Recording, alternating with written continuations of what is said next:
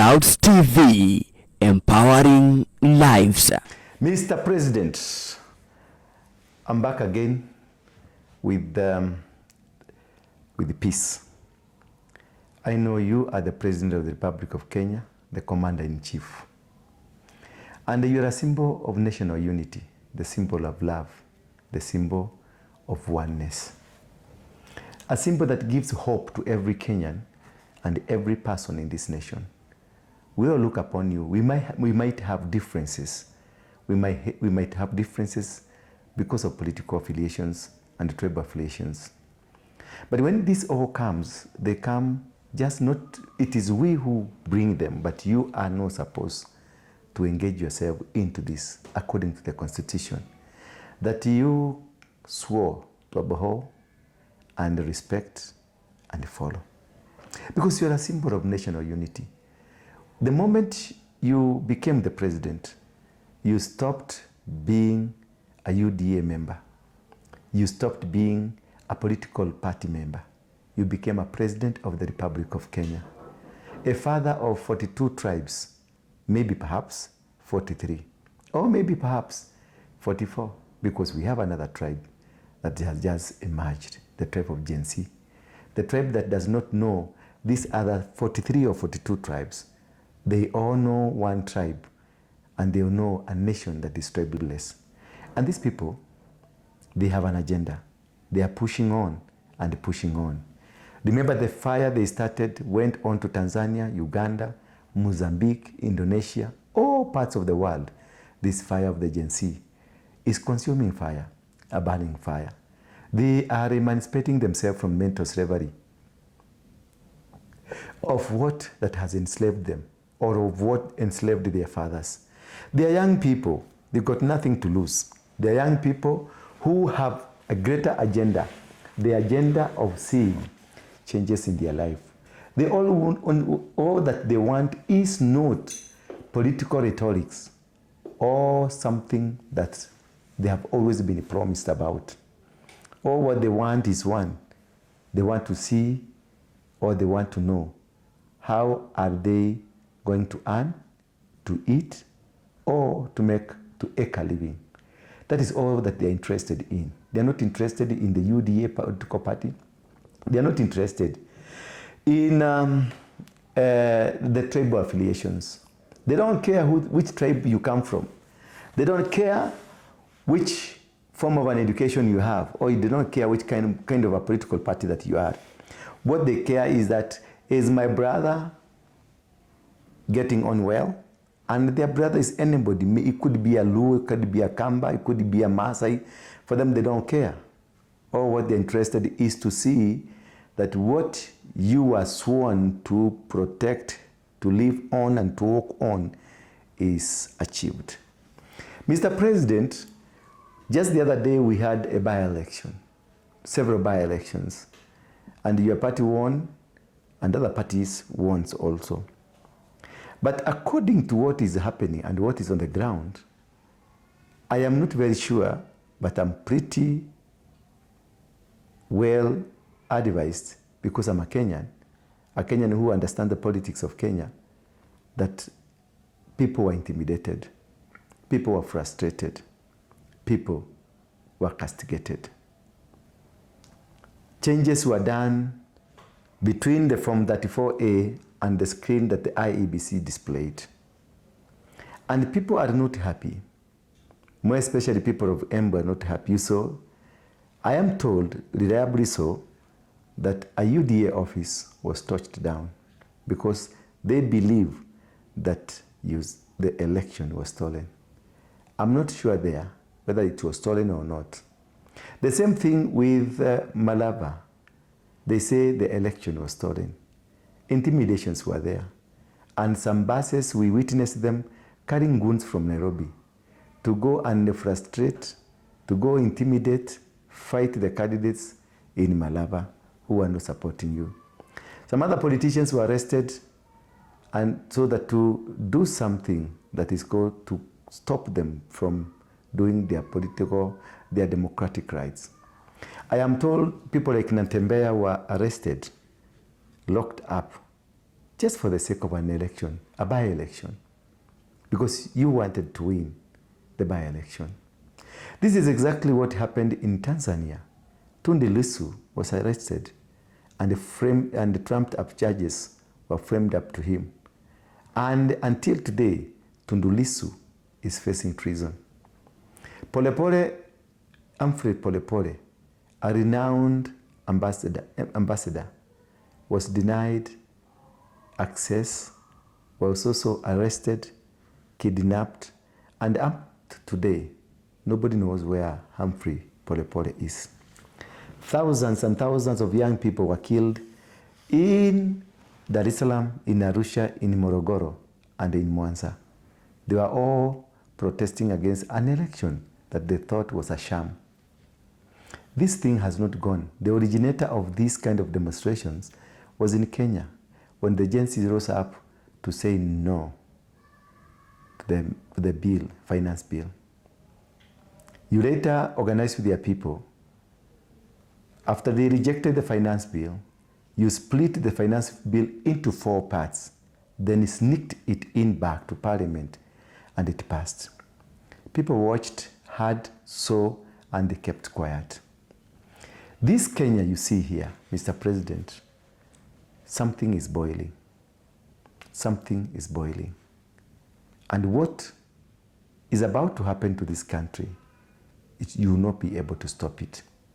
You will not be able to do as Samia Suluhu did, intimidating the people of Tanzania. Samia Suluhu, very soon, she will be a guest of the ICC because of the atrocities that they did with her cahoots. Right now, Uganda is also boiling. And even President Museveni is claiming part of the Indian Ocean being his. He's preparing something that is not right. The sentiments that he has against Kenya is worrying. He's an old man and he's your friend. You've never come up to deny this. Mohosi, his son, remember they captured two Kenyans and many other Kenyans that we don't know, and they locked them up in prison somewhere in Jinja. They were later released at the request of the former president. Mr. President, the development that you are doing, the roads infrastructure, the affordable housing, the medical plan that you have for this country is a brilliant idea. It's a very good idea. But all this can be ruined, can be destroyed in just one day. All that you've done can be destroyed in one day just because of an election, just because somebody is expressing his democratic right. These people, they just want to see the truth, the genuineness. Prepare this nation. You are a young man. We had so much hope on you that we voted you because you promised us you are going to finish the dynasties. Unfortunately, you went to bed with the dynasties. You put them in the government. They betrayed the citizens of this country because they came to you and stopped you from doing what the Gen Z wanted to do. Instead of they coming to ask you to do the will of the Gen Zs, they came into your government and you formed a broad-based government. The other day, you were in Kiambu and you were celebrating the wins of Mbere and Malava. Unfortunately, according to reliable sources, these people you celebrated, they never won. Very soon, Karis will become a member of parliament through courts, and you'll be so embarrassed. And this is because somebody somewhere just wanted to do to make sure they have won, to make you happy. Because they didn't want to lose the chairmanship of UDA party. Because they didn't want to lose the position as deputy president or the minister. This was just a sham, and it's a preparation to bad things to happen in the future. If we cannot be able to tame these kind of trends, to interrogate and see that whatever you are doing is not good for this country. Let it be. Raila was there, an intimidator, a demonstrator, an enigma, a person who could do anything. When he decided to go to that he will be in the government, he will push his way and become the government. Remember at one point, Raila went to Uhuru Park and he was sworn in as the people's president. Nobody touched him. He forced his way and formed a Nusumukate government. That he did with Moi, he did with Kibaki, he did with you, he did with Uhuru, and later he did with you. But now, God is untouchable. He came for him. He is no more. He is in the grave. All his intimidations, all his bullyism, and many things that he used to do are no more. He is sleeping in the grave. He is no longer enjoying the trappings of power. He is no longer enjoying the benefits of this country. He is not thrown from one corner to another corner by the choppers of this country. He is in the grave. He is no longer able to even eat or share a meal. He cannot even go to his bedroom. He cannot even go to the gym that he normally used to go to Serena. He is rotten. He is rotting somewhere. And he is finished. We are all materials that will be extinguished from earth as other generations will pave way for the next dispensation. These things should not make us look like we are enemies of this country.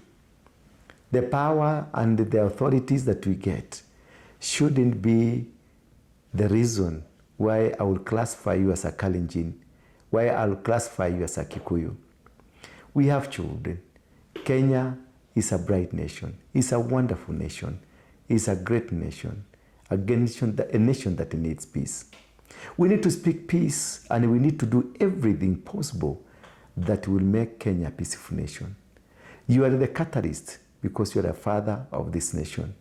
You are a man given permission or given authority by our constitution to protect and defend the constitution and promote unity amongst Kenyans.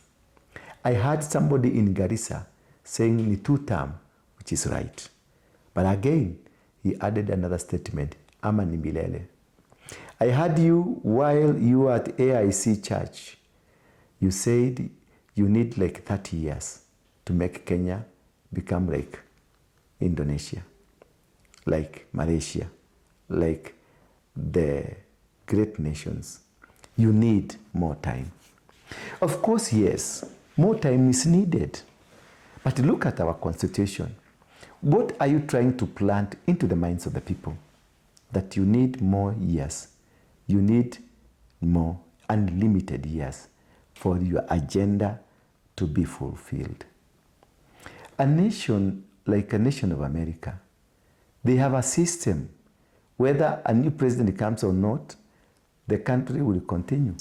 The development agenda is never changed. So why will you want now us to start a debate that will degenerate into a fierce battle, fighting, trying to do things that are not good for this nation, trying to push agendas that are not good in this nation? You know very well, you can, yes, have another 1 term, and then you complete your 2 terms. Or if the people of Kenya wants you to go home, they will make you go home in a democratic and a freedom and a free nation, and with us, democratic space. Just try to do as much as what Kibaki did. He created a space for everybody to enjoy his nation. He never compromised, he never pushed for anything.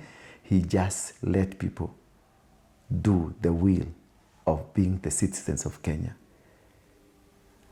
The Constitution says that the superiority of this nation is with the people of Kenya. Give them that space. Don't try to plant, don't try to do what Cherargei has always wanted. I'm convinced that Cherargei was not alone. You are with Cherargei. when he wanted to bring a termless presidency. I want, and I know you have planned, you have an agenda to make sure that all people that oppose you, any figure that can stand against you, it is either disjointed, exterminated, or reduced to nobodies, that nobody will be able to stand against you, so that you can raise the number of parliamentarians that will be capable of changing the constitution to fit what you want. Mr. President, this nation is so important. This nation is so important. We have so many other people, very well-educated people, who can as well become presidents. Just finish your terms. If you happen to get another term, which is constitutionally right, it is okay. If you don't get, it is also okay. Let Kenya be. Let Kenya become that Kenya. The Kenya that is admired all over the world. The Kenya that has bring change. The Kenya that has made sure that freedom is witnessed in many nations. You can look at Uganda now.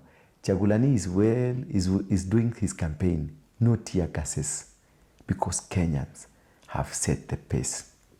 Tanzania will be soon sober, and very soon we are going to have a new president in Tanzania, while Samia will be heading to ICC. This can happen to Kenya. It can happen to you. It might also happen to Museveni, because the resistance will be there because of the decisions that we plan to do.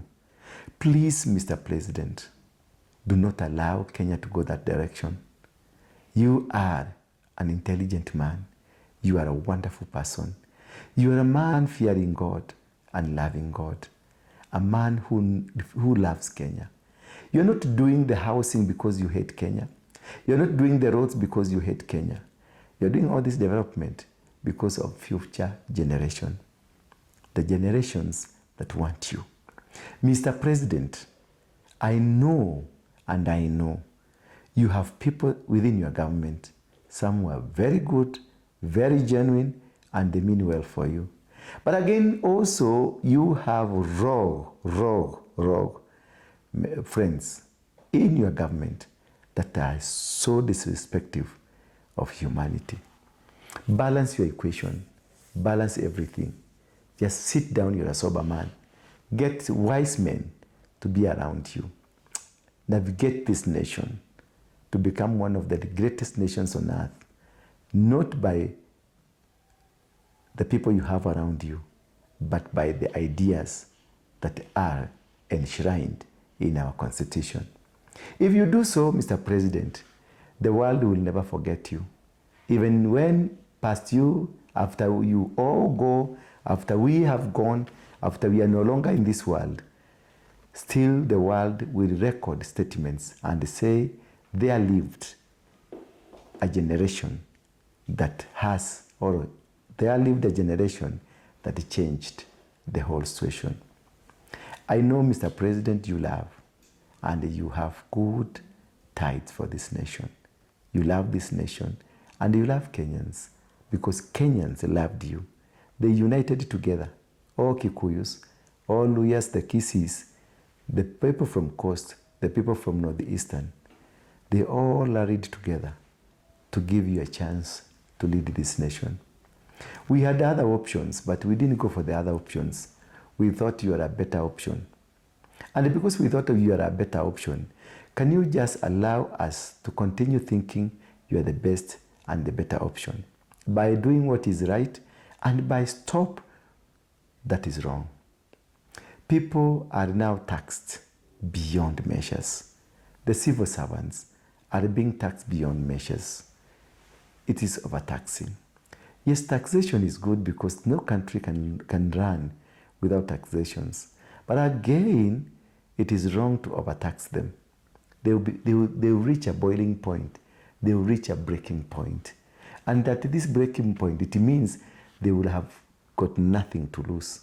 They will put their leg forward and they will push an agenda that will not be so pleasant to you. I don't anticipate to have chaos in this country, but the small mistake you do, Mr. President, will get Kenya burning. It is my prayer that no any other Kenya will die because of political reasons. That will die because somebody somewhere has chosen to disorient them and make them look like they can fight each other. We will not want to see a nation that can shed blood anymore. We want to see a nation that is united as one towards the development. If you can bring agendas that will excite every Kenyan and every Kenya, I'm sure we are going to participate in supporting that good agenda to transform, to change, and to make Kenya a better nation. Mr. President, do not allow yourself destroy this nation. This is nation. We don't have any other nation apart from Kenya. Daima Mkenya. God bless you. Thank you for subscribing.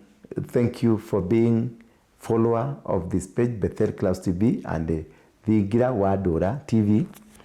I want to invite you. We are based at the Coffee Plaza, mezzanine floor. I want to invite you to come for our services. We have morning glory service.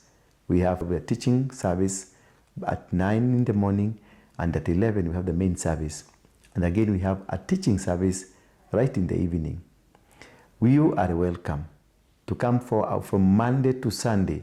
We're having lunch hour services from Monday, Tuesday, Wednesday to Thursday. We have powerful and profound teachings that we teach people about altars, about covenants, about how you need to live like a Christian. You're much welcome. Come with a friend.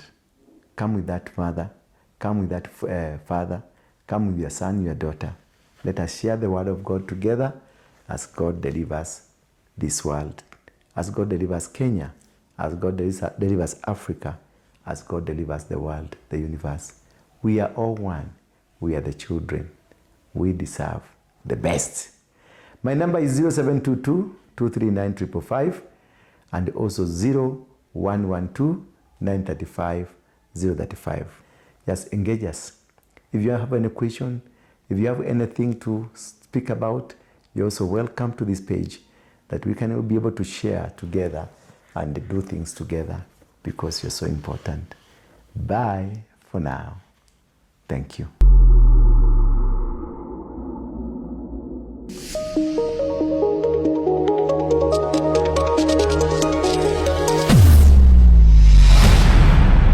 Bethel Clouds TV, empowering lives.